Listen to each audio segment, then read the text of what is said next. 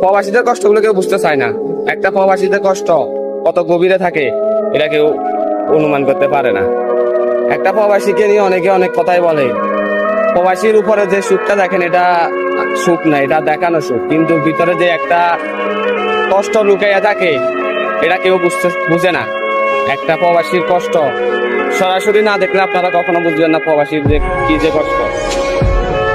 বাড়িঘর, ফ্যামিলি, ভাই বন্ধু, আত্মীয় স্বজন সবাইকে ফেলে প্রবাসে কাটিয়ে দেয় দিন, বছরকে বছর, কিন্তু তাদের এই কষ্টগুলো কেউ অনুভব করতে চায় না বা অনুমান করে না।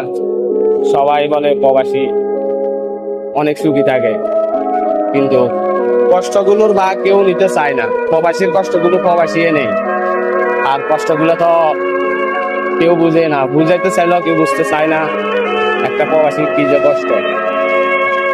দিন রাত 24 ঘন্টা যে কষ্টটা করে প্রবাসীরা, কিন্তু সেই কষ্টের ফলটা কিন্তু প্রবাসীরা পায় না। প্রবাসীরা শুধু দিয়ে যেতে থাকে, কিন্তু একটা সময় যায় প্রবাসীরা যে মানে যে বিশ্রাম করবে, কিন্তু ওই সময়টাও প্রবাসীদের থাকতে দেয় না অনেক ফ্যামিলি।